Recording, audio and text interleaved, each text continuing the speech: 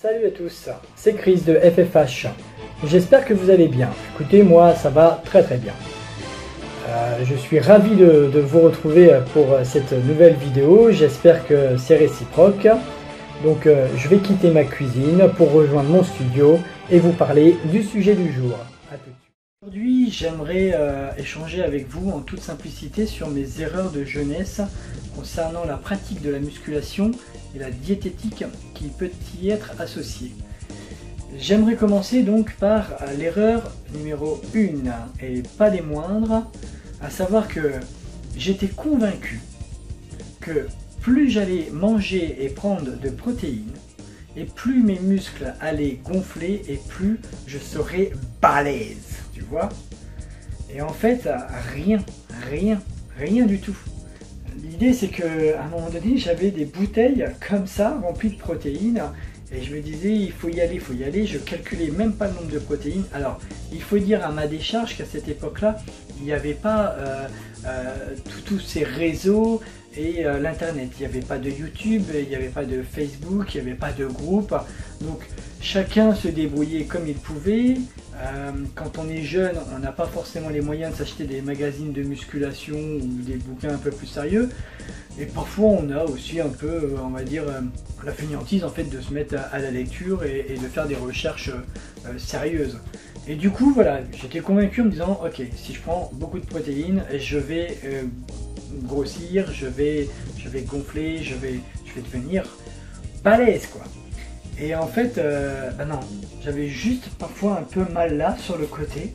Donc là du coup j'arrêtais à chaque fois mes bouteilles d'1,5 litre de protéines et je buvais de l'eau en fait. Et là ça allait mieux. Mais j'étais jeune. Imaginez si aujourd'hui avec mes 43 ans je faisais la même chose. Je pense que sur le plan rénal ça n'irait pas et que ça coincerait rapidement et que je mettrais réellement ma santé en jeu, je pense.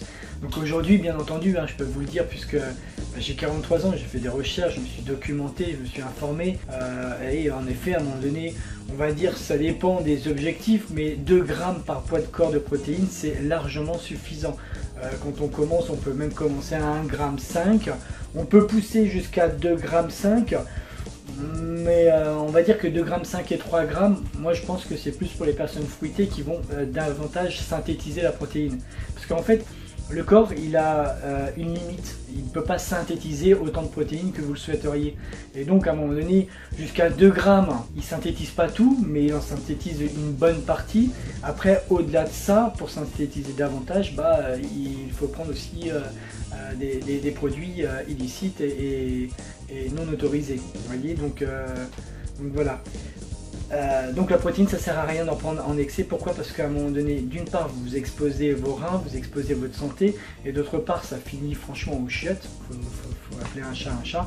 Et du coup c'est votre argent qui, en plus de ruiner votre santé, c'est votre argent qui part directement dans la cuvette des toilettes. Donc ça c'est une erreur à éviter absolument. Aujourd'hui clairement je suis à 2 grammes de protéines par poids de corps. On va dire 3 grammes de glucides, je pourrais monter un peu plus, mais là j'essaye de rester un peu sec, etc., de prendre du muscle progressivement. Et à 43 ans, on fixe rapidement en fait tout ce qui est gras et tout ça, donc il faut vraiment faire attention. Donc, les jeunes peuvent peut-être aller à 3,5 g, 3,8 g. Moi je reste à 3 grammes et 1 g de lipides, de bons lipides, ça s'entend. Deuxième erreur, je pensais que plus je passais du temps à la salle, et plus j'exploserais. Et du coup, en fait, parfois, il m'est arrivé de faire des entraînements de 3 à 4, oui, je dis bien 3 à 4 heures. J'avais un pote qui arrivait à 14 h, j'en avais un autre qui arrivait à 16 h. Enfin, je voyais tous mes potes, presque. Et en fait, non, là, ça rime à rien du tout, puisqu'à un moment donné, le corps, à un moment donné, au bout d'1h30, il a détruit l'ensemble des fibres. On imagine, vous faites 2 groupes musculaires, 45 minutes par groupe, c'est une bonne moyenne. Après, bon, il y a des choses qui peuvent changer, mais on va partir sur cette base, qui il me semble, est correcte. Donc 2 groupes musculaires, 45 minutes, ça fait 1h30, vous avez détruit les fibres. Parce qu'en fait, quand on va à la musculation, on ne fabrique pas de muscles. Dans un premier temps, on détruit justement la fibre et on impose à chaque fois systématiquement, progressivement une charge au corps qui va en augmentant pour que le corps puisse anticiper, réparer les fibres avec le repos et une bonne diète associée et construire un peu plus de fibres pour pouvoir soutenir l'effort prochain. C'est tout simplement comme ça que ça se passe. Donc une fois que vous avez pété vos fibres, ça sert à rien d'en faire plus parce qu'à un moment donné, le muscle va s'auto-cannibaliser. Ça veut dire quoi? Ça veut dire qu'à un moment donné, il a tout détruit, il n'a plus rien. Et bien pour pouvoir soutenir l'effort et continuer l'effort, il va manger son propre muscle. Donc c'est inintéressant et contre-productif. J'ai compris aujourd'hui, mais à l'époque, j'y allais comme un fou des stades. Autre chose, pareil, au niveau des cuisses, alors je peux vous le dire que maintenant, vraiment, en aucun cas, si par exemple il y a une séance qui doit sauter, c'est n'importe quelle séance, mais pas la séance des cuisses, et ben c'est vrai que j'avais tendance à un moment donné, bah voilà, il y avait un jour où je voulais sortir avec des amis, où j'avais besoin de repos, bah ça tombait souvent sur les jours des cuisses. C'est une erreur qui est fatale. Pourquoi? Parce qu'à un moment donné, ça entraîne une désharmonie, on le voit souvent, il y a beaucoup de personnes qui, on va dire, ont un buste avantageux, etc. Et en fait, ils n'ont pas de canne. Alors en plus, moi, naturellement, j'ai tendance à dessiner, j'ai tendance à prendre en force, mais j'ai vraiment des grandes difficultés à prendre du volume. Donc voilà, et donc du coup ça peut entraîner un peu une désharmonie. Aujourd'hui, moi, je l'ai un peu rectifié, même si je trouve que ça reste un point faible pour moi sur ma silhouette générale, mais en tout cas je le travaille, je suis conscient, je le travaille et on va dire que ça fait ça fait 5-6 ans où vraiment jamais je fais sauter une séance cuisse.